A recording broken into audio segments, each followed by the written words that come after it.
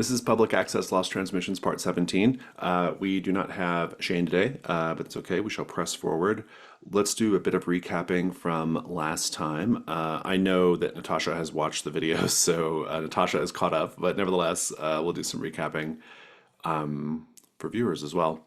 So we have three active mysteries right now. You've made no progress on the dream yet. This is the one with where we have ice cream that seems to take over people's mind, or an ice cream-like product. No clues, but we do have a really interesting detail that that the dream has made it to Deep Lake because Father Rogelio Martinez seems to be really obsessed with it. And then we have Slumber Party, Summoning Circle, and On Strange Wings. You have determined for Slumber Party that Linnea is possessed by a demon, and your task now is to determine the demon's true name so that you can banish it. A true name isn't a literal name, a true name of a demon, but something more symbolic or figurative, such as a sequence of numbers or objects, a ritual behavior, a particular combination of sounds or smells, a lurid act, perhaps, and that kind of thing. You have one remaining clue that you can use for that so far, which is that Zachary heard the bell of the church ringing the wrong hour during the events of last night. And for On Strange Wings, we believe that these Deep Lake Devils are from another planet or from another dimension, possibly. And so now we just need to know how to banish them. And so that's a complexity four. And you have one clue there as well, which is there is evidence of shale oil mining contracts being pursued in Degoya County, which may have a connection to what's going on. And we have watched a total of 7 Odyssey tapes at this point. You do have an 8th Odyssey tape in hand, which is Blammo 3, I believe. And so that's sort of where that stands. Taking a look at our Latchkeys, every well, Zachary and Amber are loaded up with conditions, and so you may want to do some things to take care of some of those before we get too deep into the investigation. Zachary and Amber. Taylor still has I Dream of Deep Lake, and Shane's not with us, but Shane picked up a couple of very intriguing conditions last time. With he watched it all happen and anything goes. So that's sort of where things stand at a high level. Does anyone have any questions about anything? I'm not going to dwell too much on where Taylor was during the last couple phases. I don't think it's super important. I mean, it was just a day, so Taylor could have been, at the doctor's or something for all we know. But certainly you'll be aware of all the things that happened, especially in this really, really raucous night phase that we just had, where the Deep Lake Devils were kind of attacking en masse all over the county.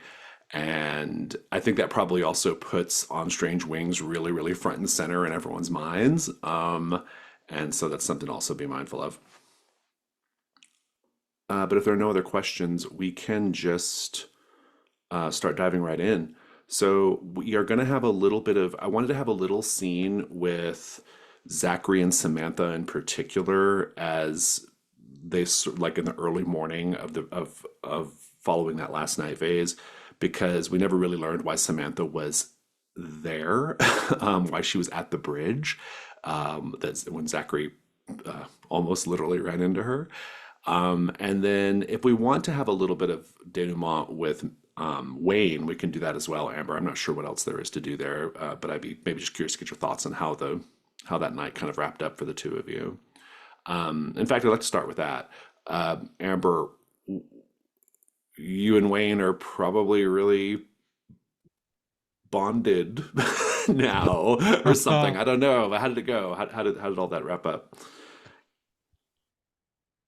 So I picture them like staying in the car till the next morning, till the sun comes up, because they're so frightened. And we see a crashed and bloody windshield, and Amber is really terrified. And it takes a while till they walk home together because probably can't use the car. And Amber is really traumatized, and she basically says to Wayne while they're walking, I I I I really can't believe it. I something like that happened to me before. Like obviously not like that, but I was in a really bad car accident as a child, you know, and this crashed windshield, this bloody windshield, that really reminded me when, a deer crashed into the vehicle I was in, sitting on the passenger seat. The driver, she was so severely injured. She had to be put in a coma and never woke up again. So I'm glad we both are fine. I think we're fine, aren't we? I guess so. I don't know. I kind of I kind of feel like everything I've ever known has just been thrown into question. I mean, I'm not sure if these cow mutilations have anything to do with shale oil mining contracts anymore, that's for sure. You and your friends might have been onto something. I mean, I know things have always been a little weird around here. This place has a history, but I've never seen it so front and center, I guess. So in our faces.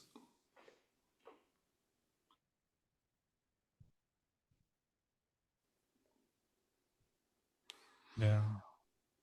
The- I think the rest on their way, they don't talk anymore, and um,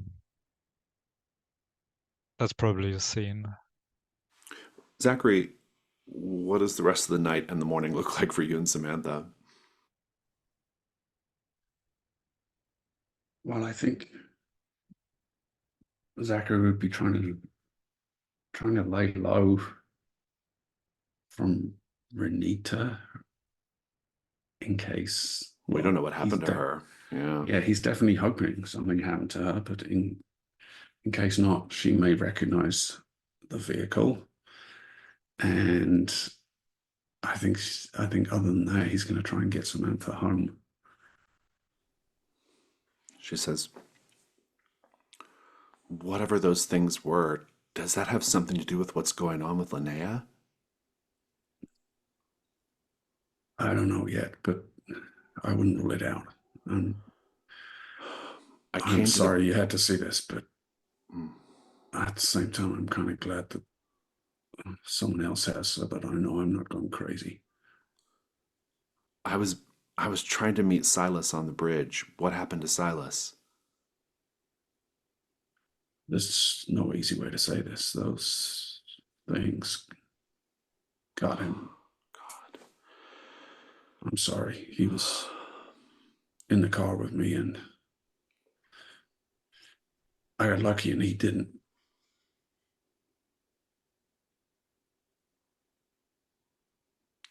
Uh, I came to find him. We were going to head over to the old cemetery. You know, the abandoned cemetery off the old county road. Linnea was there last night. Just another strange waypoint marker in whatever weird journey she's going on right now. She might still be there. Maybe we should head over there. Sounds like the least I can do.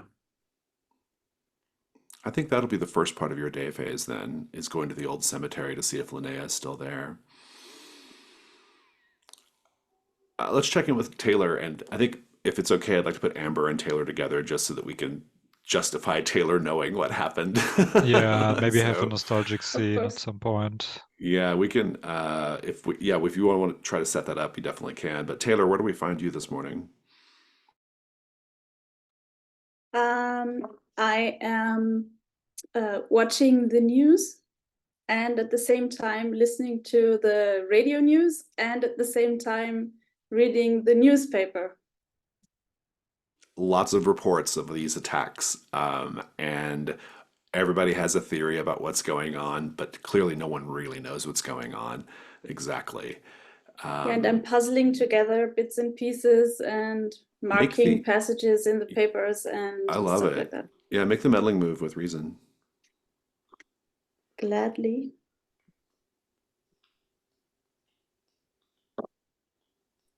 It's a 3. A 3. Oh, how interesting. Welcome back, me. I know, I know. Let me take a look at your character sheet really quickly and see where I want to go with this.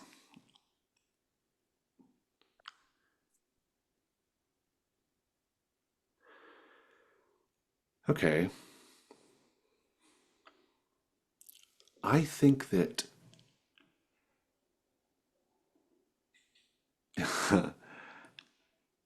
as you're going through these papers and stuff, you can see. Didn't you originally, weren't you the person who saw the school kids wandering on the highway? Wasn't that you? Yep, that was me. You can see them outside 26 Rodenbecker. They are staggered out. There's about a dozen of them, and they're walking really slowly, and they do kind of like turn, and they're looking at the house. Fantastic. How does that make you feel? It makes me feel like I'm losing my mind because I've already established that they are not real since Amber wasn't able to see them. So is someone in the house at this point? I don't think Amber's there yet. But I'm gonna give you a condition losing control for now. And Amber, when you pull up, you don't see anything. I think Taylor might indeed be losing her mind. Again. So let's just have the scene with you coming in or arriving. You kind of dropped off Wayne already, unless Wayne came with you. I don't know. I think he went home on his own. Okay. Yeah, and when you arrive, you see that all the blinds are drawn, and the door is locked, and the house is dark. And you can find Taylor, that's me, you can find me actually hiding underneath a blanket on the couch, as ridiculous as that sounds.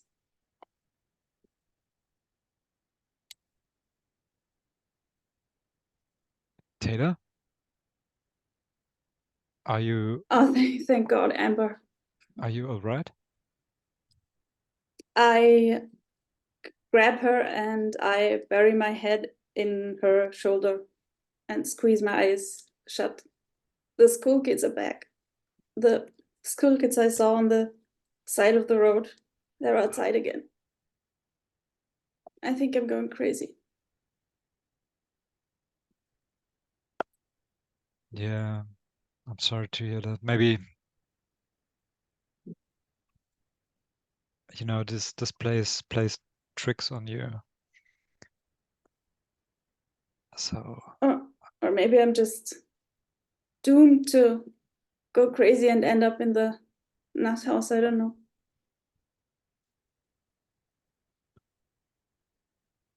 I mean, if you do, I'll join you for sure.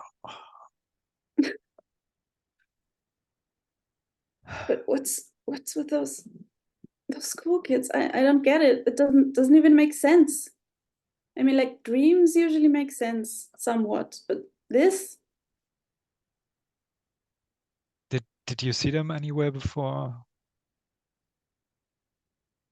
No, only just on the highway when we had that fight, you know. When you didn't believe me. That was them. And it's them again, and they're looking at the house. I mean, I was... Yeah.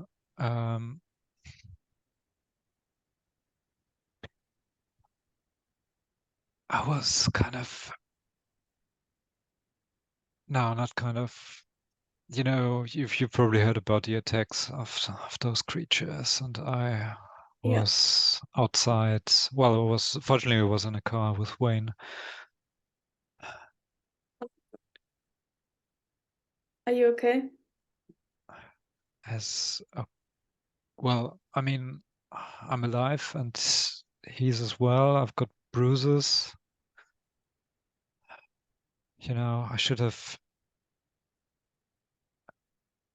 When you're a kid, you're told to be back at home before it gets dark, and Mhm. sometimes I think about that, and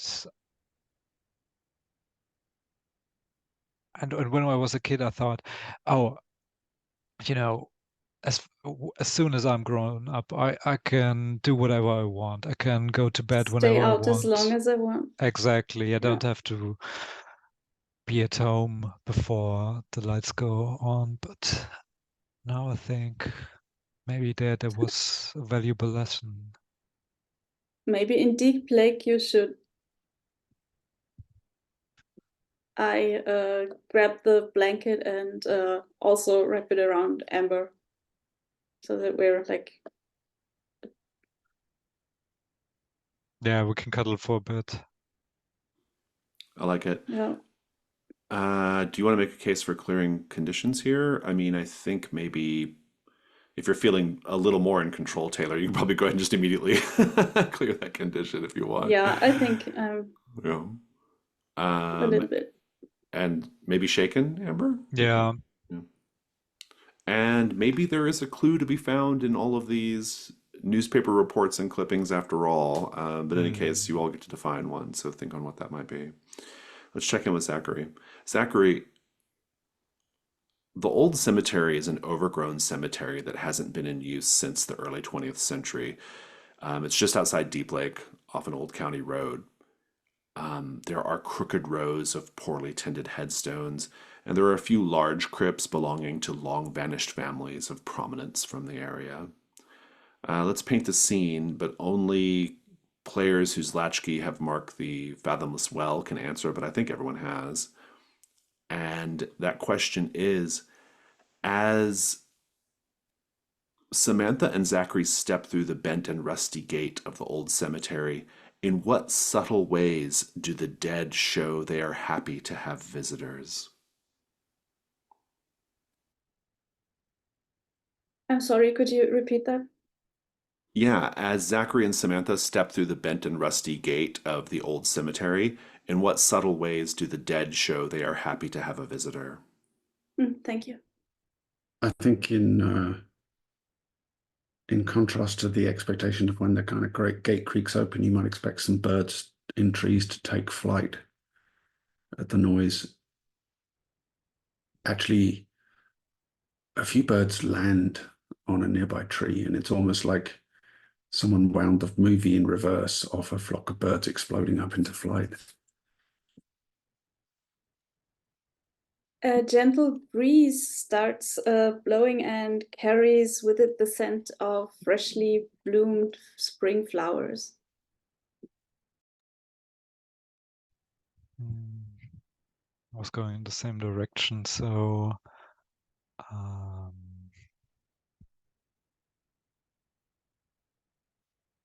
hmm, hmm, hmm. I think when you enter, since it's summer, it's hot, there's this definitely a slight drop of temperature, but it's very comfortable. Even if you're in the sun, it's bearable. Samantha says, I I have a lot of feelings about places like this. I I've always felt like spirits are watching us or aware of us. Maybe we can make contact with them. I guess I kind of thought we would when we played the crying circle. And now you and your friends think that Linnea has one of those spirits inside of her. This is probably the dumbest idea in the world to come to this old cemetery, but I have to know what she was doing here.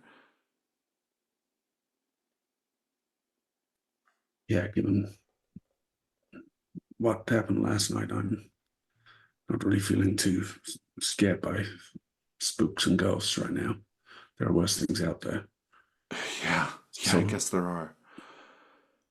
does your family have a plot here? What? Hell no. The Harringtons were never that kind of family. How about the Rodenbeckers? Nope. The Rodenbeckers, they bury all their dead on Rodenbecker Ranch. So, is there anything tying Linnea to this place, apart from just the creepy goth vibes of hanging out in graveyards? I don't know, man. I kind of feel like that's become our whole job now is to figure out what all this means. And I don't see Linnea, but there's got to be something to give us some kind of clue about what she was doing here. Indeed, what do you do, Zachary?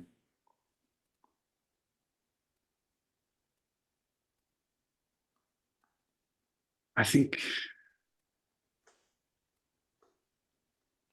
yeah, I think he'll say to Samantha,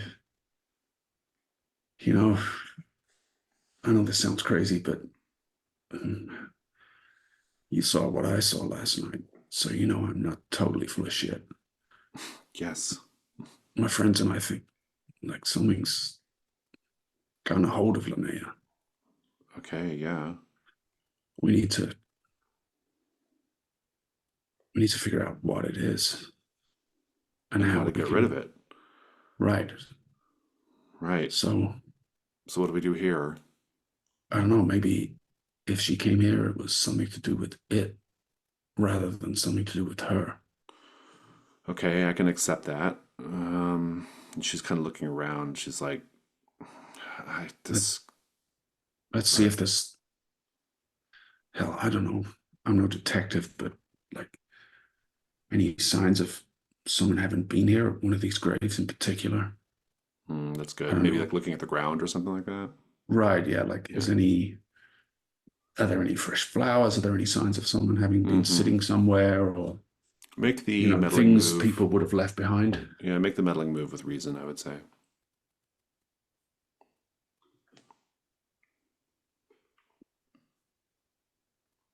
Lost my dice. Sorry. Okay. Uh, reason. Oh. Even with a 3 reason, I managed to get a 6. Very well. You're looking around this old cemetery for a little bit, and it's not very big. It's very, very overgrown. Um, there are not many walking paths left, and a lot of the headstones and stuff have, or the grave markers have fallen over the years, or are weathered away by, or eroded away by the weather, that kind of thing. And you don't see anyone until you do.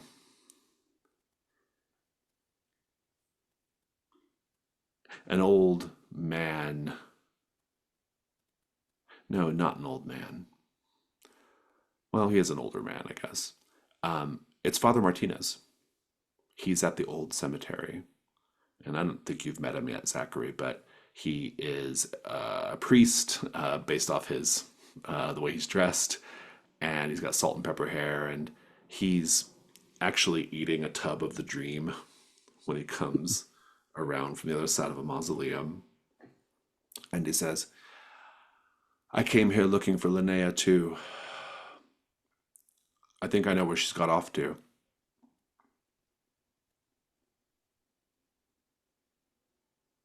I don't know exactly how to ask this, but do you know what it is that's gotten a hold of her? Like, that's your job, right? Yes, I suppose it used to be my job. I'm not sure how much faith I have left in me. Samantha sees what he's eating and she says, Oh, is that ice cream everyone's talking about? The dream?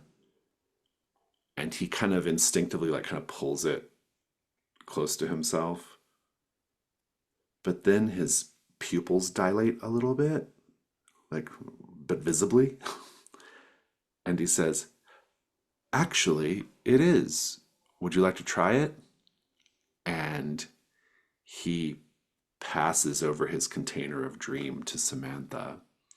And she says, that's a scorcher of a day. I'm surprised it's not just soup. It's still really thick and creamy. And she takes a spoonful and she begins eating it. She's like, this is amazing. Have you tried this stuff? I think Zachary just gives her a look like, what the hell are you doing? This isn't the time. I was just in a car being attacked by flying space monsters, and my best friend, or one of my best friends, is currently possessed by a demon and wandering around all over the fucking county. I'm stressed out here. I think it's okay for me to have a little bit of ice cream, Zachary. She takes another bite. Zachary will look back to Father. Sorry, I want to say Rogelio, and that's His first name, Martinez. Yeah. Martinez. Yeah. To see his reaction to what she just said about like being attacked by space creatures and Linnea being possessed by a demon. He's hyper focused on watching her eat the dream.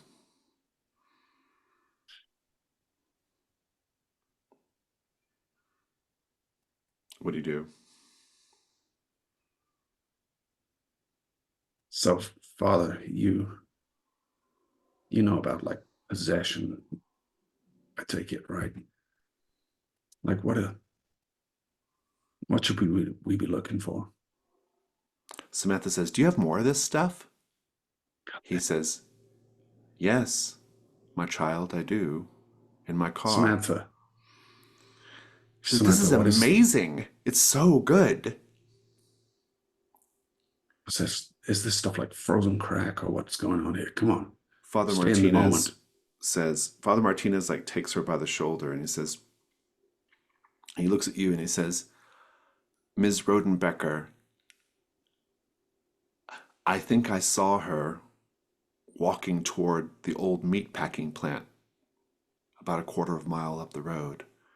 You can probably catch her if you go now. Are you coming, Samantha? She says, let me just get another one of these tubs of this ice cream. This is incredible. Yeah, we can get some later. Come on. And I think you're going to have to make the day move to try to get Samantha out of this situation. What do you afraid is going to happen if you fail? I mean, long term, what I'm afraid is going to happen is that Zachary, I'm relying on her to be a witness if like Renata or the cops come after me saying that like anything to do with Silas is my fault. Oh, interesting. Oh, so you're afraid of losing her in that sense. Yeah. And if she's like just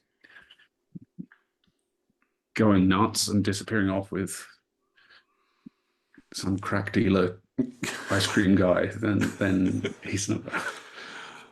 Make the day move with composure. Let me take a look at your conditions as well, see if any of those might. I think shaken. I think shaken might affect you negatively as well. Okay.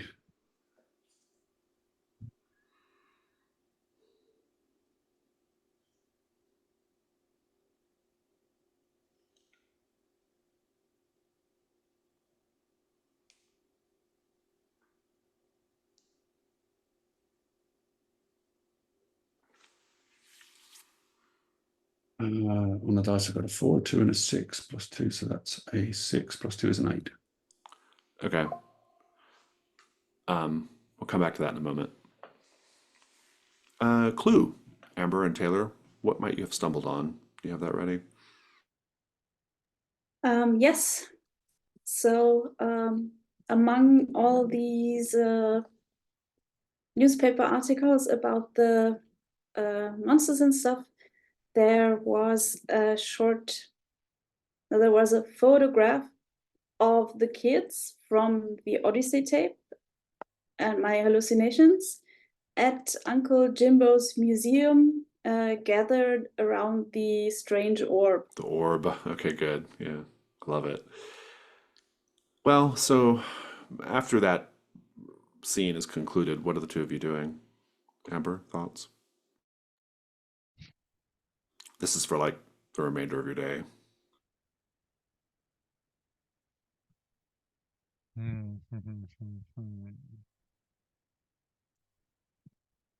I mean, I don't suppose we're going camping, but I might check in with my uncle because we haven't heard from Renita. That's true, you haven't. Yeah. Okay, that sounds like we can probably do that scene pretty quickly. Taylor, what are you going to do? I would like to get my hands on a tub of the dream Oh, very and good. use my biology skills to analyze what's Very in nice. it. You may have to drive over to La Fresca for that, if that's okay, which is kind of where it's actually being sold and marketed. It's not in Deep Lake yet. Okay, that's fine. But a trip to La Fresca is probably not a bad idea anyhow, because you all probably need, paper towels and stuff like that. So Deep I Lake mean, doesn't I have a can grocery store. take you if we stop by my uncle for a moment, or I can call him on the way. Sure, and you'll pick me up on your way back? Yeah. So Are we you can go to La Fresca together. okay? I mean, if you just want to call your uncle, that's fine. I don't think that. I think that's probably enough Yeah, for let's do that. that Yeah.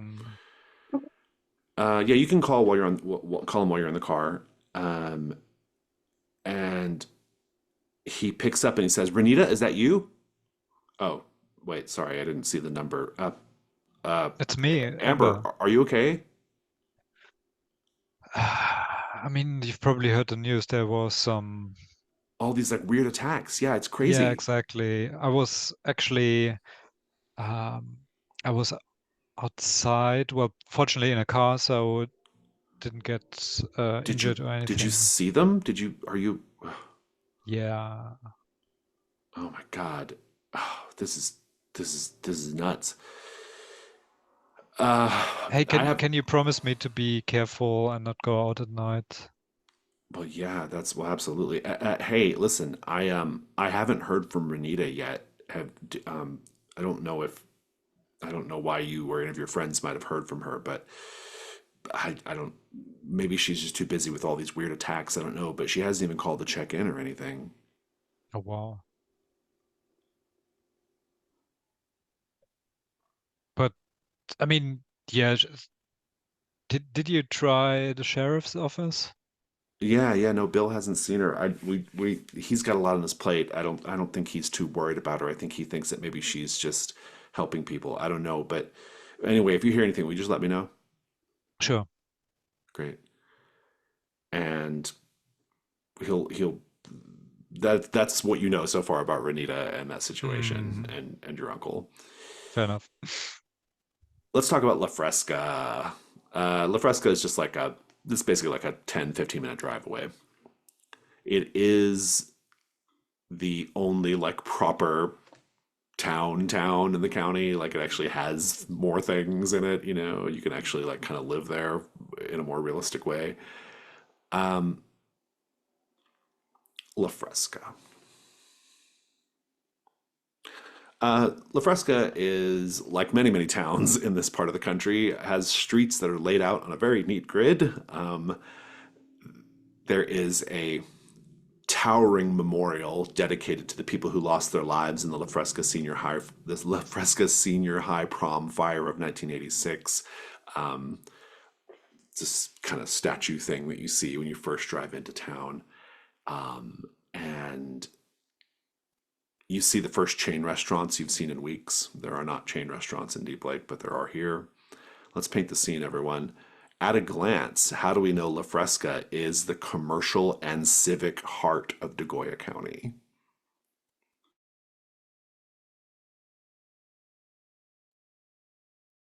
There's a big sign that says exactly like that along the down the kind of main street. Welcome to La Fresca, the commercial and civic heart of Degoya County.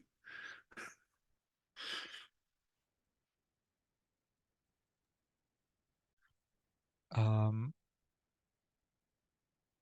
so this might not be really professional, but they do have a theater, and currently they're performing Anything Goes.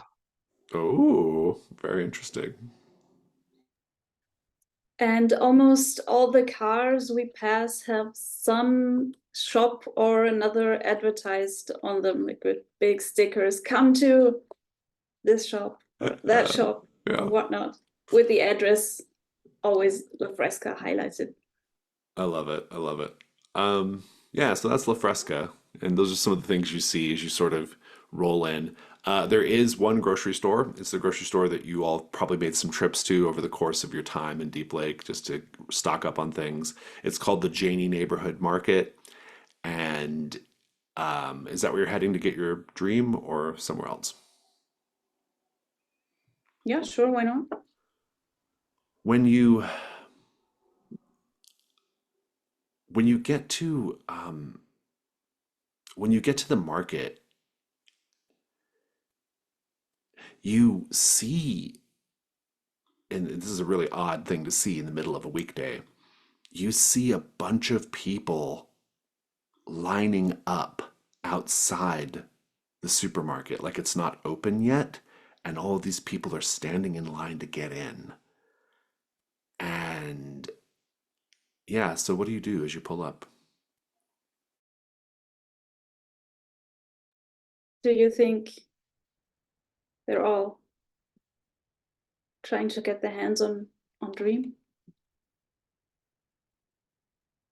I mean, maybe there's something else going on. We could check. Yeah, let's just ask them. I think as you get out, you can see that there's a tension in this group of people lined up to get into the store. Everyone seems a little bit on edge. Indeed, let's paint the scene. What do we see in this line of people that makes us think violence could break out at any moment?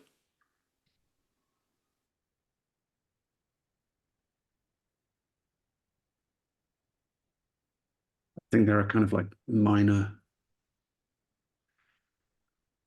flare-ups of people who are accusing others of like jumping the line, or when like family members come and join somebody who's holding a place in line or something, there's like accusations of like, no, this isn't right. So there's this kind of simmering tension along the whole line. I think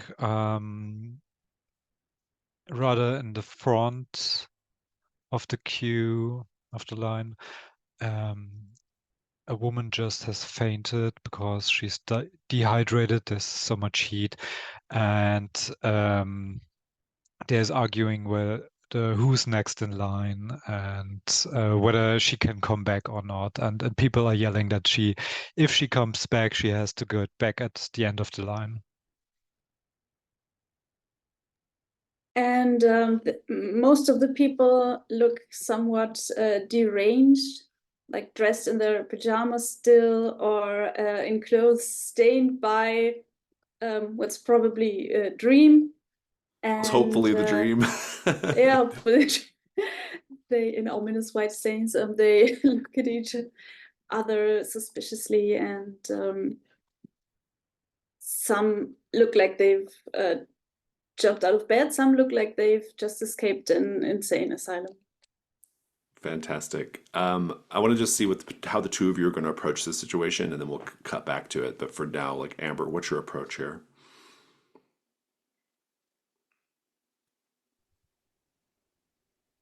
I mean, we can't queue. That would take too long. We have all day. Your day face is just sitting in line. Yeah. Maybe there's a back entrance and we can Okay. sneak in. Yeah, that sounds good to me. What are you going to do, Taylor? Well, first I'm gonna ask if they're all Okay, it's kind of obvious the way Yeah, they you'll blend. pick up pretty quickly they're here for the dream. Yeah. You'll know they're here for the dream because there's a woman who has a tub of it and she's like eating it in line and everyone's kind of like looking at her in a weird way. And then at one point she drops it and it splatters on the ground and several people, including her, bend down to lick it up off of Oh the no! asphalt. They're here for Oh, the that's so dream. gross. Yeah. Yeah, no, I would like to see if I can find an empty box or something to see where it's manufactured and actually Oh, okay, yeah, I like try that. to Yeah. go to the source. Yeah, you can maybe like in the trash, like in the dumpster or something, like Yeah. also behind the building. So the two of you can kind of head out for different purposes around back. I think that's good. Yeah, I just hope that this time there isn't a teenager waiting to be beheaded Yeah, I know. behind the dumpster. Zachary, Samantha says, "Okay, fine, I'm coming, but only if you take a taste of this stuff. You got to try it, Zachary."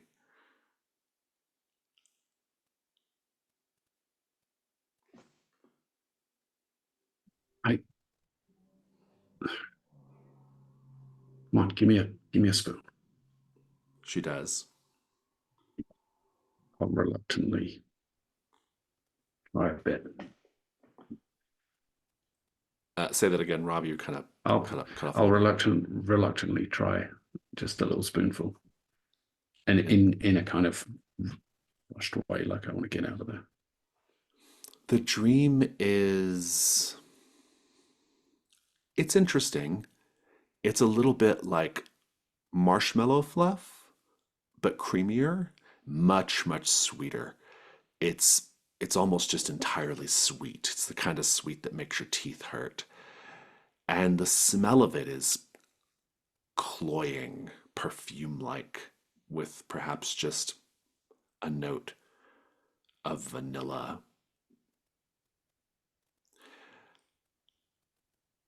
The dream. Taking just one bite of the dream forces you to mark a condition called live the dream. You already have 3 conditions, so I already have 3. Yeah. Please erase shaken and mark and turn one of your keys and replace shaken with live the dream. From now on, as long as you have the live the dream condition, any attempts to resist eating more dream when offered to you it triggers the day night move. So how does it make you feel? It's surprisingly good, despite the fact it doesn't taste like anything but sugar. Yeah. This is, I don't know, there's a lot going on here. It feels like it shouldn't work, but it kind of does. Anyway. I know, right? It's incredible and so cold. It must be like 98 degrees right now. Yeah, that is kind of weird. Anyway, Linnea. Oh, right. Are we heading over to the meatpacking plant then? I guess. Cool. This is the part in the horror movie where if we were smart, we would say no and turn around and go nowhere near the old abandoned meatpacking plant. But thank you, Father. So long as we're not split up, I think we'll be fine. Right. Father Martinez waves goodbye to you in the middle of taking spoonfuls of the dream. He's eating it with such relish that he's not even like swallowing completely before he puts another bite in his mouth, and you can see it just dribbling out of his mouth. Let's take a 5-minute break.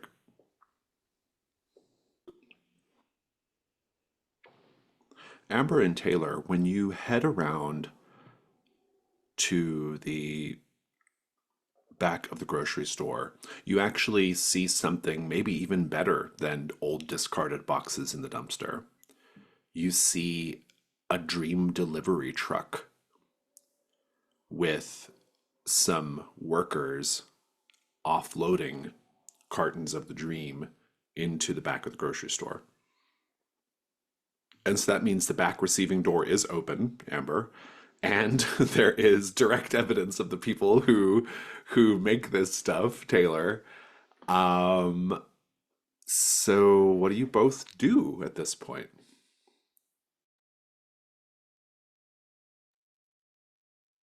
So one of us distracts them, the other one grabs the top. What do you think? Sounds good. I suppose it's not going to be you who's the one that distracts them. What? Why? Why do you suppose that is? I mean, you come Yes. off as, Yes. more of the sneaky Yes. type. Uh-huh. I see. But you're the one blending in with the shadows. Yeah. You guys. I mean, let's put it this way, I might be more distracting than you are. Or do you All want to right. give it a go? No, go ahead. Go ahead. Distract them with your undeniable charms. Amber, what do you do? Well, how many people are there? Is it like a team, several? I think it's just two people who work the truck. Yeah. Okay, fair enough. Let me have a look at my character sheet. Um, mhm, hmm.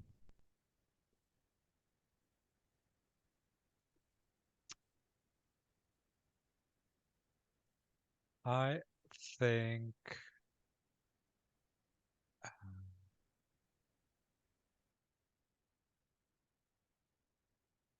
Hmm. Does anyone have a suggestion? I could. I mean, you could just go talk to him, I suppose. It could be as simple as Yeah, that. it's kind of suggesting that. Yeah, let's do that. I'll just try to You could distract them. fake faint. I mean, that's actually not too bad. I just because I do look sickly, I suppose, already. So I'm just going to faint in front of them. Okay, I like that. This is going to be the day move to create a distraction enough for Taylor to grab a carton of the dream. Hmm. What are you afraid is going to happen if you fail?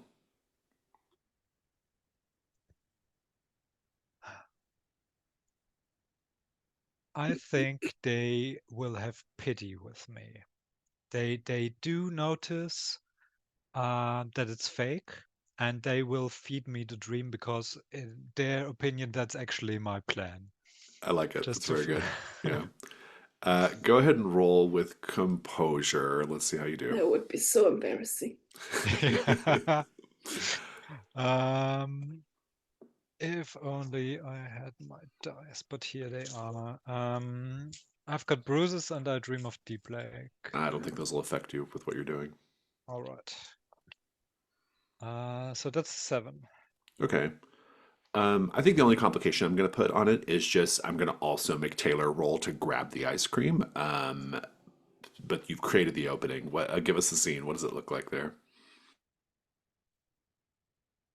So I think it's actually um, rather dramatic when um, the people loading off the dream walk by. We see Amber saying, "Oh,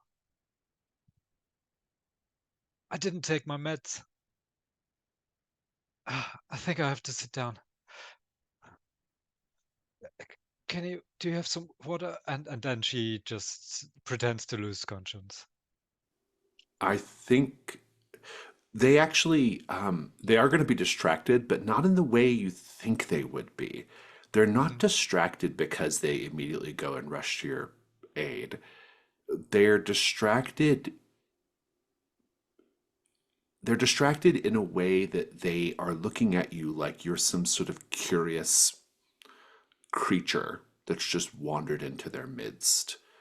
And they sort of stop and they both cock their heads to the side. They're wearing these kind of like white jumpsuits with an embroidered logo of the dream on Mm. the on the chest, and white dream ball caps. And they just look at you, and they're just kind of standing there for a moment, staring at you for a little bit. They don't make any particular movements, they don't say anything, and they hold that position for an uncomfortable amount of time. Nevertheless, they're distracted. Taylor, what do you do? I just walk around the corner and into the store. Like, I do this every day because confidence is key in such endeavors. Mm-hmm. And I don't even look back, just march in there confidently. Are you just trying to grab some dream and get out of there, or do you want to go deeper into the grocery store?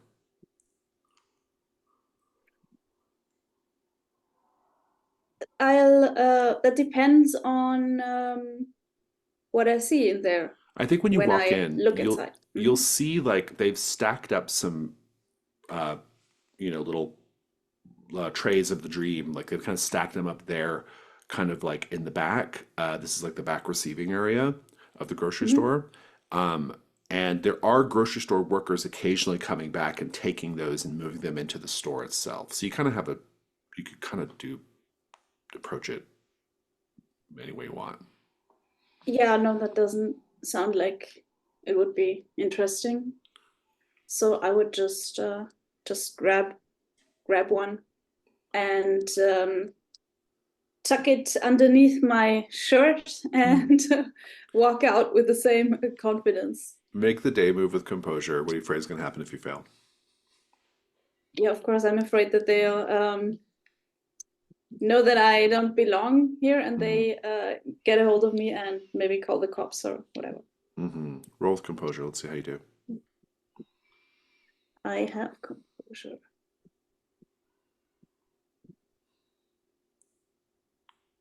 Seven. Hmm. I think you both see the same thing. As you are leaving Taylor with your absconded carton of dream or container of dream, those two delivery people are still just staring at Amber. And you both notice that as they stare at Amber, little dribbles of white fluid start to come out of their mouths and their tear ducts. And one of them becomes aware of it and takes his handkerchief out and wipes it, and then begins wiping the other one. And he says, "Let's go, colleague. We have to get these unloaded." And they continue unloading the dream. I'm going to give you both a condition of marked by the dream workers, and we'll leave it at, or maybe just marked by the dream. We'll just say that. Mm. And we'll kind of leave it there. But you can go wherever you want to at this point. We'll come back to you in a bit. Zachary, the meatpacking plant is not very far. This is Janie Meatpackers Limited. Janie, apparently the same company that now runs a grocery store in La Fresca, because that's the Janie neighborhood food market. It's an abandoned meatpacking plant. There's very tall grass, and there's lots of like busted windows in the factory building, and you can see inside that all the old machinery is still there and it's quite rusted over. These frosted glass windows and skylights are all kind of shattered in places. But on the outside wall, there's a faded mural of a cartoon pig who you might remember from your childhood, Hampton the pig, Hamton, Hampton. He's the mascot of Janie Meatpackers, and he's this cartoon pig is like on, has been painted in mural on the side of the building. And in the painting, in the cartoon, he appears to have like split open his own stomach, and he's pulling out sausage links out of his own belly as if he was pulling out his intestines. And he says in a word bubble, "How's about some sausages, yeah?" And Samantha says, "Well, we definitely should be here right now."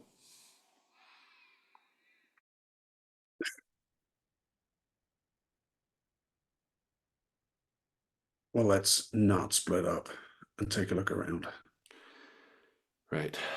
So where should we start? And this is after you get out of the car or whatever.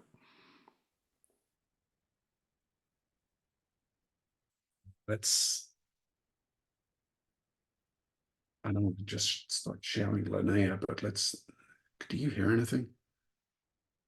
And I'm going to just kind of motion for quiet and listen for, like, if she's still there in an abandoned industrial building, there would be like creaking or You'd hear it. clanging. Yeah, you'd probably hear it. Make the meddling move with vitality. My strongest.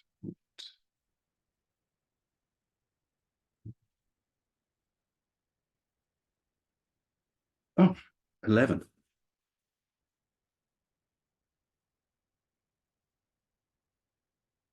Fantastic. Give you a clue. You do hear sounds coming from inside the factory. Um, Maybe you hear like the creaking of a door from inside there, or maybe the crunching of shoes on glass. There's definitely someone in there. That's not your clue, though. Take a look here. Um, hmm.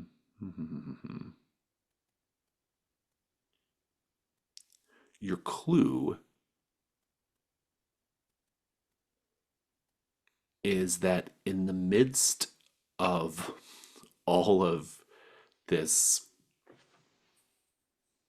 like, there's graffiti, there's this cartoon mural of Hampton the pig pulling out his sausage link guts, there's this abandoned building, there's all this tall grass. You actually see something that stands out because it doesn't have any apparent meaning.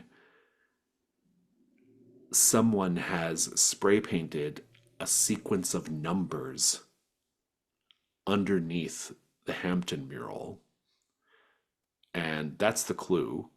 You can give it meaning later, but for now it's just an odd sequence of numbers and it's pretty long too. It's not obvious at all what it should be. It's too long to be a phone number. It doesn't have it doesn't look like a social security number or anything like that. It's just a weird, strange sequence of numbers. Samantha says, "Well, that's kind of weird." She probably sees you writing it down. She's like, "Do you think that's important?" I have no way to know, but it's weird. And Well, let's get inside there and find Linnea and get the hell out of here. Yeah, let's go.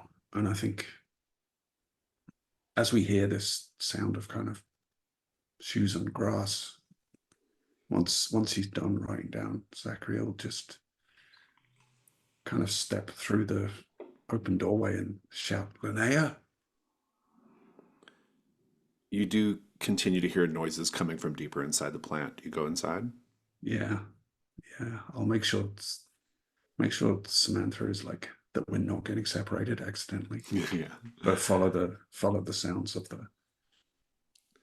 Amber and Taylor, once you have swiped a pint container of the dream, what do you do? And also seen these really weird fellows. Well, I still want to check the back of the box for the manufacturing plant. Yeah, you can find that out pretty easily. It's the new La Fresca Foods which is sort of like it's a company from back in the 70s and 80s, but it's been revitalized in recent times. But it's no longer in La Fresca. It's now in White Spray, which is another nearby town. Hmm. Oh yeah, I remember. Yeah. Yeah. Hmm. Maybe we should Does it? Yep, avoid the crowds. When you got definitely. the dream I on your mean, hand. yeah, I have it under my shirt, so. I think as maybe you're going back around to the car, you see in the parking No. lot a large bus, like one of those luxury like touring buses. It Mm. pulls into the parking lot, and that maybe gets some people's attention. They're still really focused on getting inside to get the latest shipment of the dream in their hands. Um, Also, you can see for inside the grocery store, which one wall is just big banks of glass windows. You can see the manager at the grocery store and a couple of workers like kind of nervously looking at the crowd and talking most likely about like letting these crazy people in to get their ice cream, and they look a little anxious about the whole situation. At a certain point, the person whose bus that is uh, steps out of the bus. It is someone who you might recognize, actually, a celebrity, Geraldine Ambrose.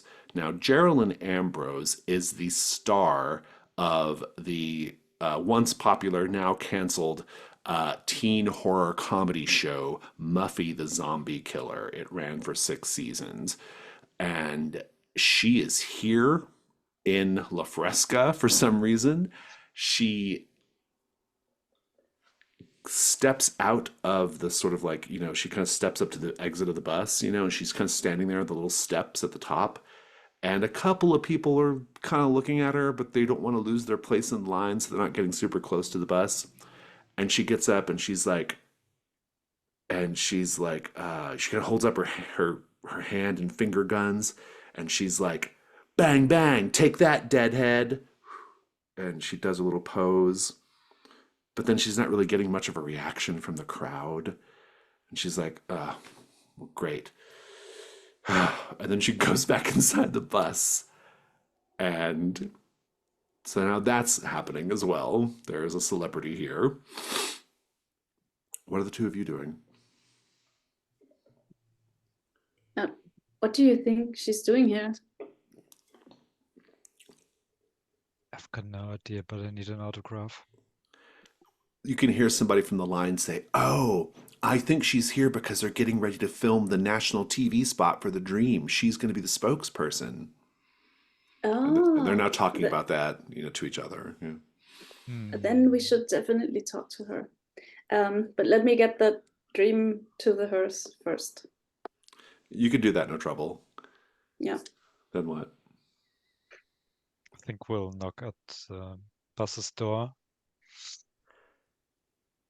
The door opens again, and this time it's opened by a young man who is about your age. He is wearing a very colorful waistcoat, and the top button of his shirt is buttoned up. And he has a little tie, and he's wearing glasses, and he has like kind of curly dark hair, and he says, "Oh, are you here to get an autograph from Ms. Ambrose?" Bang bang, exactly. He's like, "Oh, terrific, terrific. She'll love to hear that. Is it just the two of you? Are there any more people?" Well, I mean, currently, for yes. now. She's a little sensitive about the fact that there wasn't like a crowd of adoring people to meet her here. And if I say that just the two of you are here to get an autograph, she's going to be a little put out by that. Well, we can just tell her that the bus with the fan club is has a flat tire, and we hitchhiked here You can to hear from let her inside know. the bus. You can hear Geraldine from inside the bus. She says, "Stuart, who is that? What do they want? Is it a crowd of people wanting an autograph?" And he says, he says really loudly so she can hear her, "I'm afraid Ms. Ambrose doesn't have time to meet with you today. But if you give me a number you can be reached at, I'll check the schedule and get back to you with some times that might work better for her. I'm sure we can make something happen in, say, 3 months from now. She's very, very busy and very in demand and very important." I roll my eyes so hard that you can only see the whites. I think Geraldine says, Amber's "Oh, it's playing okay, along. Stuart. Don't Yeah. worry about it." And she comes up and she's like, "Oh, sorry, these middlemen, you know. So are the two of you here to, is this about like, do you need some sort of, is this, are you here are you here with La Fresca Foods? Is that what this is about? Like, we're not sure who we're supposed to be meeting with." She is, she's smoking hot, but in a non-threatening girl next door kind of way. She wears her signature smirk and raised eyebrow, famous from all the Muffy the zombie killer posters. Um, what do you say to her? Are you just starstruck, Amber? Yeah, I'm afraid so. She looks at you and she says, "Oh, you must be a Muffy fan. Oh, I am. Just by the way, your little cosplay that you're doing. Yeah. Be careful. I'm pretty good against zombies. Bang bang, deadhead."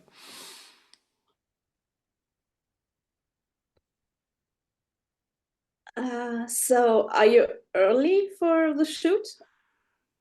Oh, right. Well, we just weren't really sure where we were supposed to go. We know it's La Fresca Foods, and we know it's in New Mexico. We saw La Fresca, so we thought must be where we're supposed to be.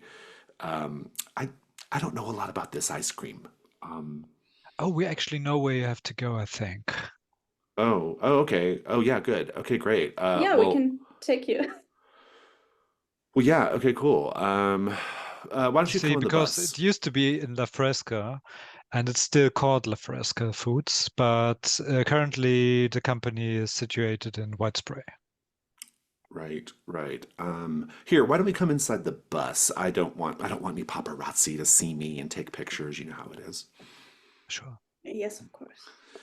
And you can go inside Gerald Ambrose's bus.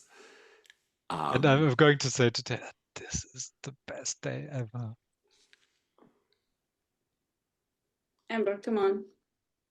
Isn't your harem big enough yet?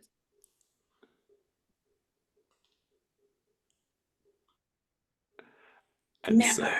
so No. we'll come back to this in a moment. Sacrifando. The Janie Meatpackers, this abandoned meatpacking plant. Let's paint the scene, everyone. Um, what about this place makes it seem like the setting of a slasher flick? Oh, I think there's definitely like rusty meat hooks hanging on chains from the ceiling in one of the rooms we passed through.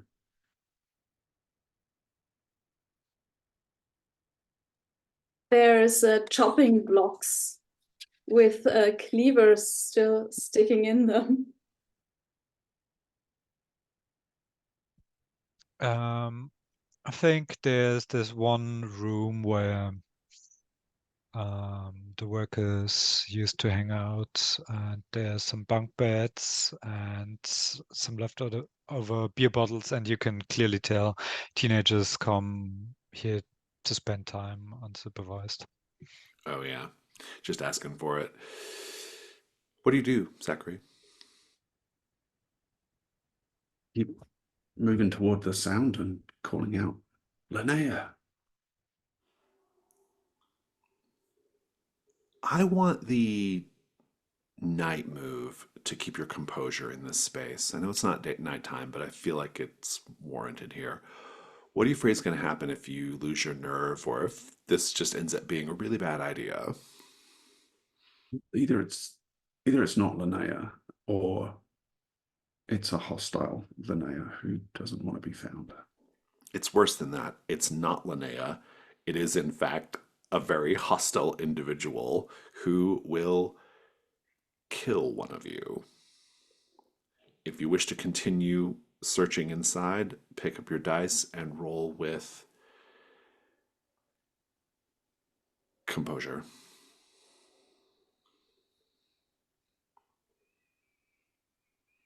I got boxcars and I have composure too, so that's 14. Boxcars, wow. You're keeping it together. As a bonus, I'll give you a clue.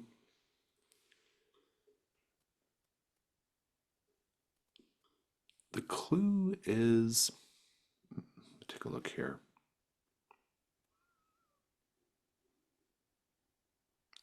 Oh, you see right away something that looks really familiar.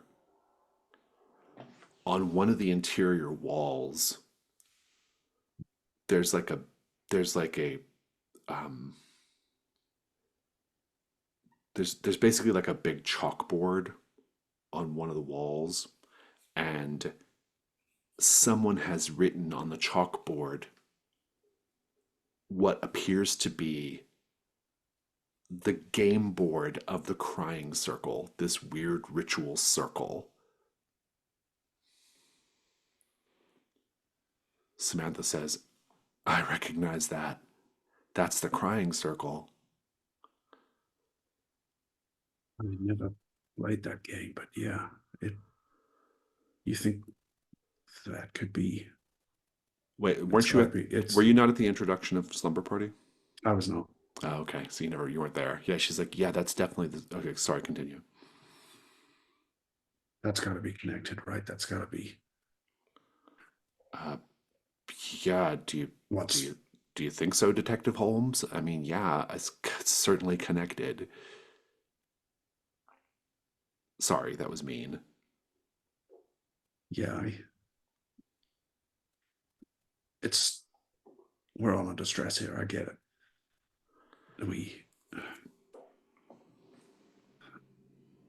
It must be something to do with the demon. Is it a demon? I don't know. I don't know what to believe at this point. I've got a really bad feeling about this place. Linnea! Linnea! There's still no response from Linnea. What do you do? Just, I think, stop calling out, but keep going toward the sounds. See if we can find who or what it is. But I think with an added caution in my step now. I think that's, yeah, I think that's good. Um,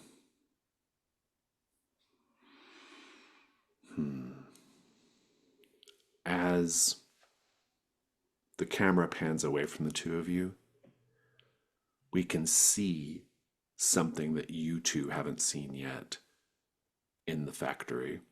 There's a catwalk up above. And looking down at you both, at you and Samantha, on this catwalk, is someone wearing a Hampton the Pig walk around costume. The big head looking at you. The inside of Geraldine Ambrose's bus is quite luxurious. There's a full kitchen and wet bar in the bus. Um, the the seats are very comfortable. They recline. You can kind of glimpse that there's like a bedroom in the very rear part for Geraldine. There are actually numerous mounted TV VCR combos inside her bus, playing old episodes of Muffy the Zombie Killer on mute. Let's paint the scene. What unusual contract writers does Geraldine have based on what you see in the bus?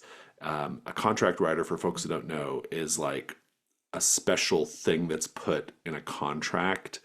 Um, in order to show that the people making the contract have read it entirely. And so it's usually something weird, like I insist on having a jar full of just green M&Ms waiting for me when I get to my dressing room, that kind of thing, right?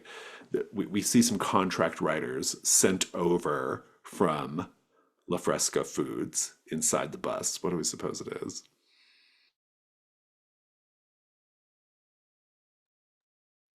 You mean what kind of stuff they sent that was specified in the The contract, yeah, that Okay. Geraldine put in her contract, yeah.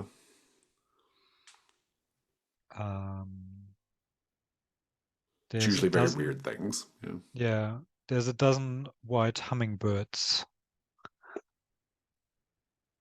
That's quite a feat. She's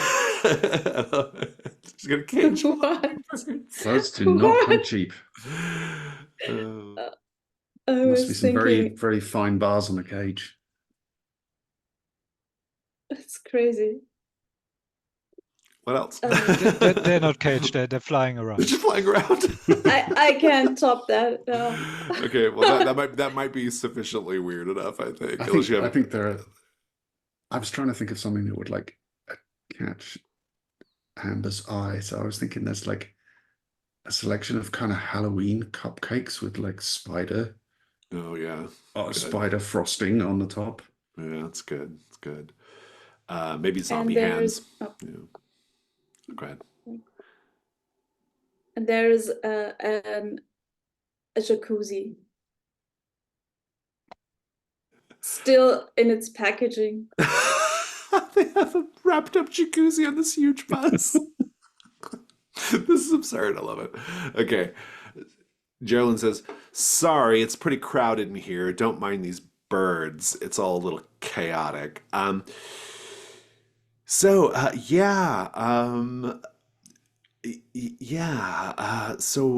have a seat.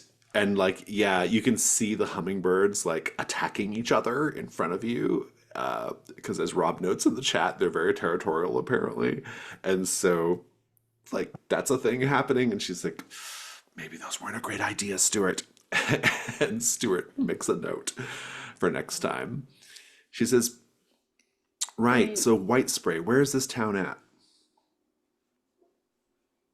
Amber knows the way. Okay. Right, Amber? And I think you could just like open the windows for the hummingbirds. Yeah. Just saying, I mean, that's probably a good idea. I'm sure. I mean, there I'm won't be any- fine with some bird poop, but not Well, everybody is. Stuart says, well, I don't think they're native to this area. So are we all okay with introducing a possibly invasive species into the desert? Is that all good? Everybody? Geraldine's like, yeah, it's fine. And she opens the windows. And hummingbirds fly out. To be honest, they're not native to buses either, so they'll either die in A here or perfectly good outside. point. Yeah, a perfectly good point. And the hummingbirds fly out. And Geraldine's like, oh, thank God. My biologist's heart is bleeding a little bit. Yeah. Yeah. She says, okay, so White Spray. Okay, cool. This product seems a little strange. Do I intuit correctly that all of these people are waiting in line for this stuff? Yeah. That's exactly what they're doing. I thought so. I actually learned quite a lot of really helpful real-world investigation skills playing Muffy. I'm sure you did. Well, it must be very popular then. That's good at least. That would be really helpful for my career. Not that I really need it, What? of course. I think they'll profit from you, not the other way around. Yeah, well, right. Yeah, I mean, yeah, exactly. Exactly. I've never actually tried this stuff though. I don't care. I don't care how low calorie it's supposed to be. Very good, yeah. Yeah, the tabloids have a field day with it. So, and I'm going to be auditioning again soon. My trainer would fucking kill me if he knew I was stuffing my face full of ice cream. So, White Spray. Who are the two of you again? I'm Amber, and this is Taylor. Oh, right. And you're representatives of La Fresca Foods? something like that. Oh, okay, right. Oh, look, there's bird poop. She's like, Stuart, will you take care of that? And Stuart like goes to clean it. So what I now? like your hairstyle. Very good. Yeah, good choice. Yeah. Okay, well, so now you're on this celebrity's bus. What are the two of you doing now? Things are getting a little heated out in the dream line. You can see that actually a fist fight has broken out between a couple of the people in line, and it's getting a little chaotic over there. I mean, we can't just leave my car and the container of the dream behind. So I think I'll tell them where white spray is supposed to be, and then I get my car. Or you can drive to Whitesbury and the bus can follow you. Yeah, Caravan to that's White what Spray. I'm having in Yeah. mind. Sounds good to me. I Yeah, and think I'll see if I can find the contract lying around somewhere in the bus. I'm going to give you all a clue that sort of summarizes and memorializes the events of this afternoon, which is the dream has the ability to seemingly like take over people, right? Like it has some kind of like power over people. We'll just make that an official clue. And if you want to go ahead and roll the meddling move with reason, Taylor, as you're going to look around the bus a little bit and see what you can find. Yes, I would like that. Let me just check if I have anything that's useful here because yeah, no. Okay. Ooh, 8. Yay. Nice. I'll owe you a clue when we get back. Let me check in with Zachary. So, Zachary, you do find Linnea. She's holding a large piece of frosted glass in her hands. She's holding it carelessly so that it's cutting into her hand and you can see the blood dripping down onto the concrete floor of the factory. Samantha says, Linnea, what are you doing? This has to stop. We're getting you out of here. And she kind of slowly approaches Linnea. Zachary, what do you do? I think I will also slowly approach, kind of crouching down with the intent of just trying to get this piece of glass out of her hand before she can hurt herself anymore with it. Make the night move. What do you afraid is going to happen if you fail? She's going to stab me with the piece of glass. Yeah, it's worse than that. She's going to kill you both. Roll with, if you wish to continue, roll with composure.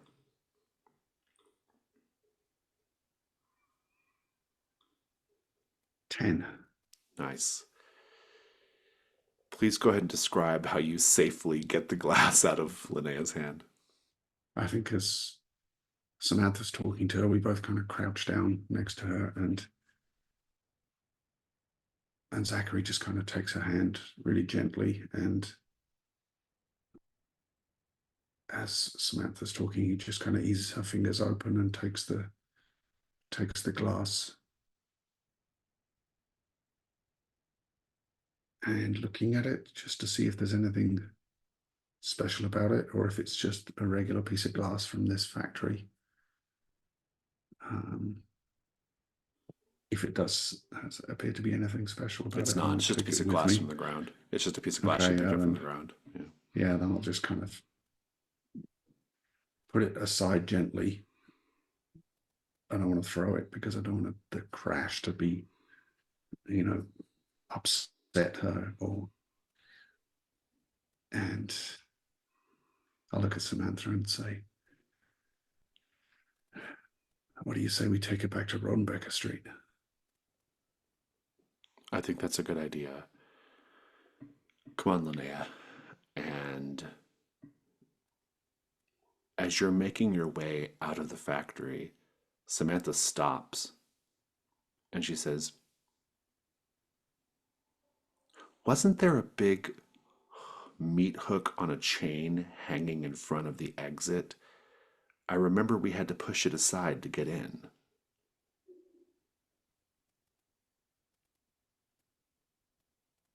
Now, this must be, this, all the rooms in this place look the same. This must be a different door.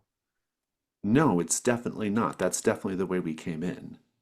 And there definitely was a chain with a hook hanging right there, and now there's not.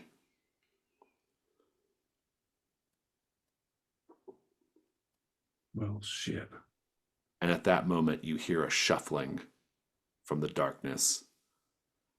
You hear a shuffling from the darkness. You hear a voice. Someone speaking to you from the shadows. Speaking to you from behind some kind of obstruction.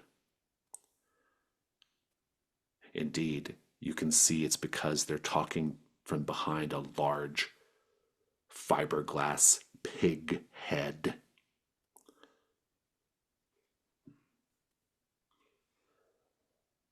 There are only two states of being: a piglet suckling at the teat of muck, swollen and happy, or food for the trough. Which will you be today, I wonder? Will you join me at the breast of the great he-sow, or shall we grind up your blood and bones for the slop? And that hook on the chain comes flying in the general direction of the three of you. I just scream out, "Run! Get her out of here!" Yeah. And yeah, We'll come back to this. Meanwhile, clue. Something you discover on Geraldine Ambrose's bus, Taylor. Yeah.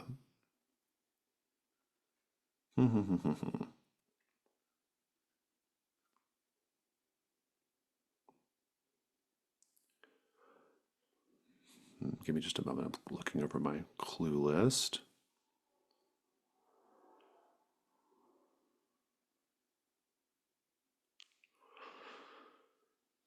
Ah, got it. It seems that Muffy is, or Geraldine has given more thought and looked into this product a little bit more than she's letting on.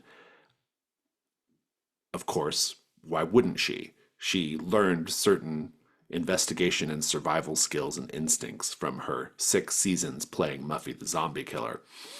Of course she did. And you find that she has a story connected, an old newspaper report connected to W. Atlas Morgenstern, the founder of La Fresca Foods. This story, if you take a moment to just kind of glance through it and get the big headlines, or, the sort of like top line information, the first paragraphs, it's a story about a reporter who was they were themselves doing a big story on W. Atlas Morgenstern, but they ended up dead by suicide before that story could be published. And this reporter in this old newspaper report is wondering aloud, what did they discover about W. Atlas Morgenstern? What will we never know? That kind of thing. Is that around the time he disappeared from the public eye? Yes, a very old newspaper report. And Geraldine says, you caught me. I might have been looking into this whole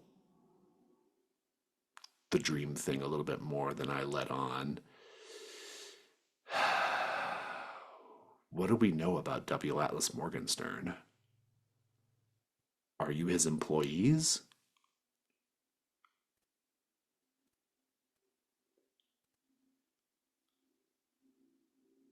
Okay, let me be honest with you. We're not actually from La Fresca Foods. I mean, I can see it in your face that you've already figured this out. So we're just fans who wanted to. So we thought, you know, and your guy said you were so busy, and so I thought, we're really sorry. No, I think it's yeah. okay. But it was, even if you kick me out of this driving bus right now, it will have been worth it to spend these precious moments with you. Right. So we're following you to White Spray then, she says to Amber. I mean, yeah, that would be the best approach, because we're kind of investigating what's going on as well. Got it. Okay. What car should we be on the lookout for? I mean, it's hard to miss. It's a black hearse. Of course it is. Okay. and um and with that, we will pick up with the two of you in just a moment. I'm gonna check in with Zachary. Zachary, night move. What are you afraid is gonna happen if you fail? I'm going to get that hook right through my face. It's worse than that. You'll be dead, and yeah, that's it. You will definitely be dead. You're gonna roll with vitality to get out of there, I think. Let's see how you do.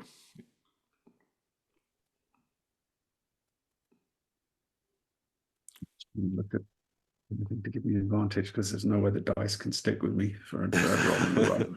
Yeah.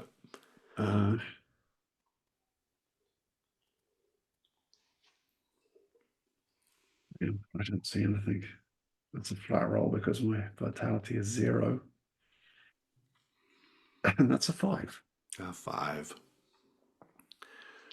Hampton gives his little speech about the great Hisao and then sends the chain and hook flying. It flies with incredible precision, incredible slasher horror flick precision as it flies out and just buries itself in the top of your skull and actually busts down through your skull, through your brain matter, through your soft palate, and comes out of your mouth. And then Hampton pulls, and the hook just splits your head open, spraying your brain meat down onto the concrete. And then we just hear Hampton, or, we hear the chain dragging along the ground as he reels his weapon back in. Samantha screams, and she just grabs Linnea, and she looks back at your half decapitated body, and she says, "I'm so sorry." And then they run, unless you're turning a key. There's a messed up part of me that's like, yeah, let's go over there. I think I'll turn a key. Indeed.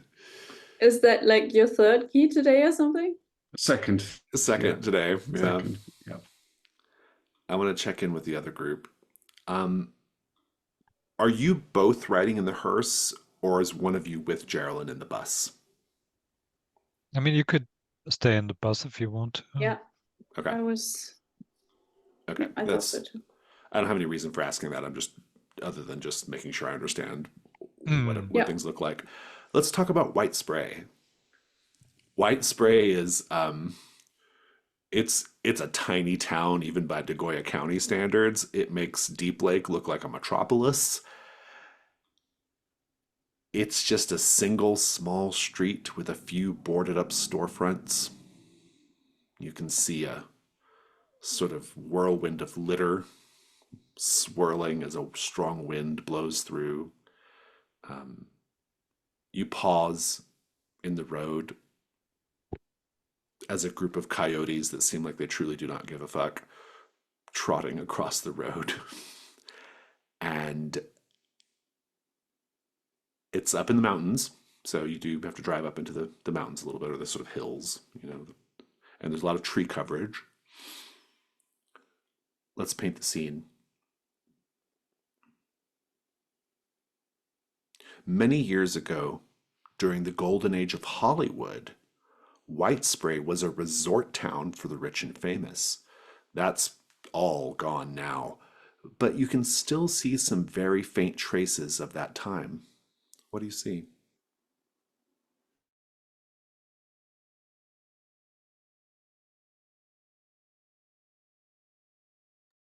There's withered flower beds seeming the road. Like looks like everything was blooming and flourishing and beautiful, but now it just isn't.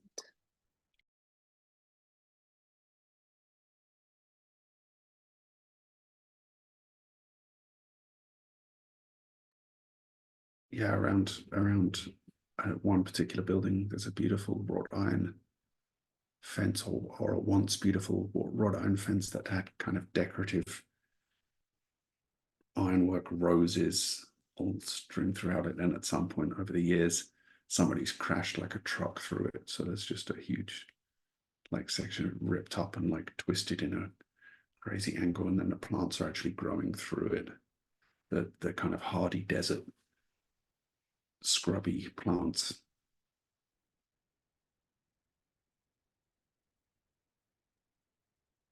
I think there's like an old abandoned restaurant, and if you went inside, you'd see like photographs of many starlets of the era still on the walls.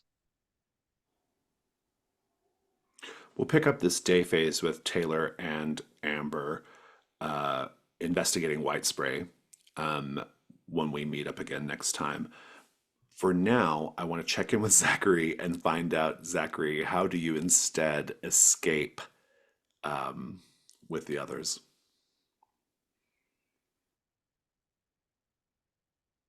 I think Zachary shouts out, "Run, get her out of here." And as the hook swings, Linnea and Samantha run toward the exit, and Zachary kind of jumps inside the swing of the hook, so it sails through the air where it would have hit him, and like not very competently, but he was never a football player. Zachary kind of tackles the guy and just shoves him to the ground, and he finds in his hand that shard of glass that Amber had, that he'd kind of absentmindedly picked up, and he just almost like prison shank style sticks it in the side of this person a couple of times while they're on the ground, and then as he feels it make some kind of connection with whoever's underneath, he just pushes up and runs, following the other two. Nice. I want to take a quick break, actually. When we come back from the break, Zachary, I would like for you to narrate your key stuff that you have to do. If anyone else has any keys that they need to narrate, we can do that as well. And then we'll do stars and wishes after that. So we'll come back in 5 and then we'll do all that. All right, Zachary, read your prompts and go ahead and do those. Yeah, so first key I'm going to turn is the key of the child. A flashback to when you felt genuine happiness as a child. And I think what we see is Zachary's family, in that when he and his brother Gabriel, who was the one that was into serpents and sepulchres, were quite young. Probably Gabriel's maybe like 8 and Zachary's 6 or so. And they're out at a kind of one of those family restaurants that's almost like, it looks like straight out of an ad from the 80s, where there's like smiling, happy families at every table in big booths, and like servers coming around with huge trays of food, and there's like a salad buffet. But I think in particular what they're selling here, and there's a couple of logos on the walls, is the products of the with the pig. Sorry, what's the pig's name? I always forget. Mock or Hampton. Hampton, yeah. Yes. There's there's a Hampton on the menu, and with that logo, how's about some sausages, eh? And um, you know, Zachary and his brother are really excited, and when they sit down in their booth, there's like a puzzle mat thing in front of each of them, which is a big like a maze designed to look like Hampton the pig. And Zachary and his brother are like competing to solve this thing the fastest. And yeah, it's kind of when they were still just two kids together. And I think for my second key, I'm going to actually turn the key of the Wandering Monolith, because I was just saying off camera that I think, like, Zachary's always been this really cynical, I don't believe in anything type. High, he has the high reason score, but I think the events of the last couple of sessions have really punctured that undeniably, where there has been direct, in your face, crazy shit that there's no way to rationalize your way around, right? So I think turning that key makes a lot of sense, in that he can now seek out answers about what this all means and what the reality of what's going on here is. I want to just say quickly, as you and Samantha shove Linnea into the car, get into the car, drive off, once you have some space between the car and the meatpacking plant, Samantha, and after you caught your breath and calmed down a little bit, Samantha says, "Oh, hey." And she reaches into her bag. You and your friends are here like looking for those weird tapes, right? That's how this all started, I guess. Yeah. I think I found one inside there. I managed to grab it and was going to show it to you, but then we got attacked by a person in a weird pig costume. Anyway, I hope this is something you all can use. And she gives you a VHS tape that she must have found in one of the desks. But it's not an Odyssey tape. It doesn't have the distinctive purple clamshell, doesn't have all the normal sorts of stuff. But it is a VHS tape with a label written on in Sharpie on the label. It says Cook Off 87. And that will be where we end today. Let's go ahead and do Stars and Wishes. I think we're going to continue this day phase next time. I'm not done with this day phase. I want to do some white spray and stuff also. So let's, yeah, Stars and Wishes. If anyone wants to start, please do. I think I'll go first. Those were some really, really awesome scenes here in the session. I really enjoyed seeing Zachary, especially in the meatpacking plant. First of all, getting killed, but not really. That was really gruesome. And then the way you dealt with Hampton and the person inside the costume, that was pretty cool. And that showed your decline in a way, like what you're ready to do. You're not just running away, you're also fighting back. I really enjoyed the nostalgic scene with Taylor. That was pretty sweet. And then afterwards, yeah, working together in La Fresca.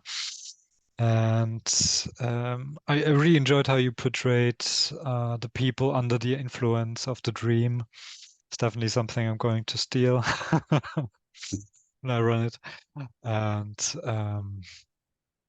yeah, the whole tension and the city, and I was wondering when it might escalate. So that's definitely something I want to see in a future session.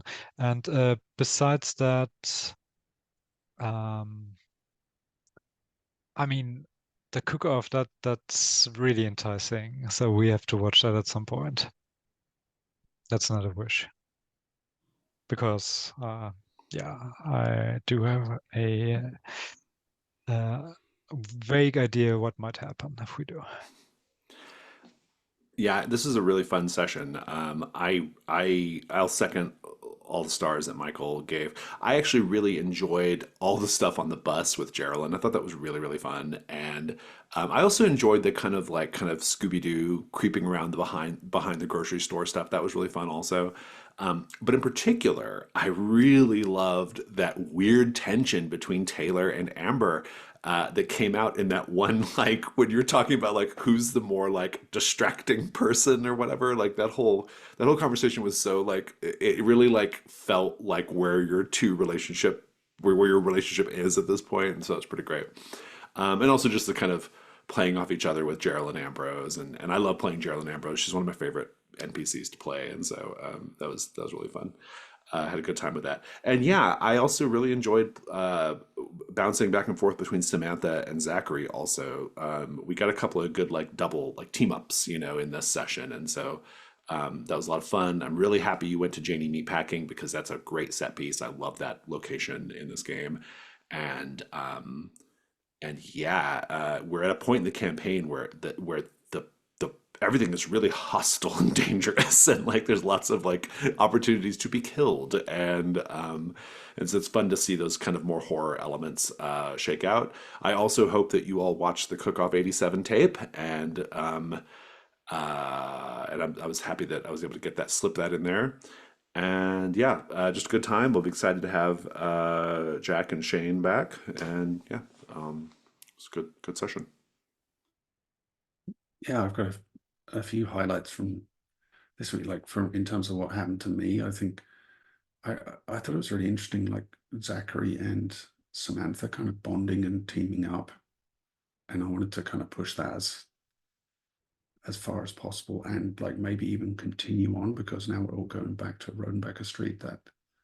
That's got some that's got a lot of potential.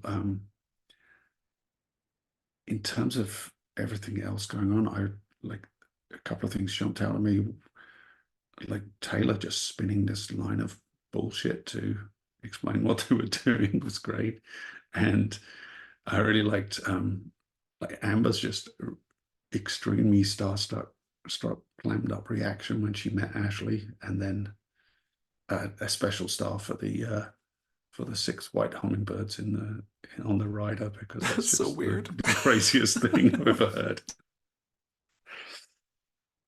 Yeah, I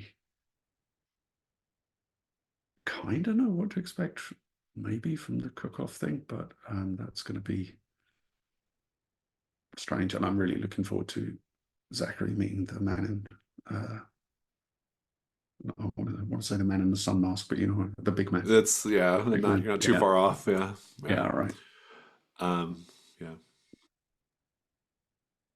Yeah, I second everything, and it's really interesting to see how the characters kind of degenerate, like you said, Michael. Zachary is becoming a glass shard murderer, and and Taylor is just a huge liar, which I never intended for her to be. And Amber is holding everyone's hearts in her palms, and what's happening to us? And the whole atmosphere seems sinister. I like that a lot, and I think this time I really felt that. Yeah, and the hummingbirds. What? I also love how Zachary is becoming an action hero. Yeah, we don't know if he killed the dude, but he sure stabbed him good. So that's still, in my book, that's still degenerating from the nice writer guy. Yes, and I also enjoyed the vulnerable scene, no, a nostalgic scene, where Amber really comforted me. I have to say, she did a good job, and our relationship is weird right now. I have no idea where it's going, but it's interesting. Yes, and the actress was really fun, and I can't wait to see more of her. Yeah. Fantastic. I don't think I have anything else.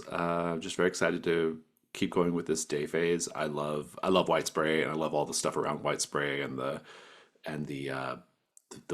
actual La Fresca Foods factory and W. Atlas Morgenstern. If you make it that far, like all that stuff's really fun. So I'm excited to see that next time.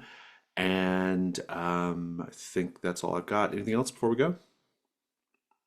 All right. Well, I'm gonna wave goodbye to folks. Goodbye, folks.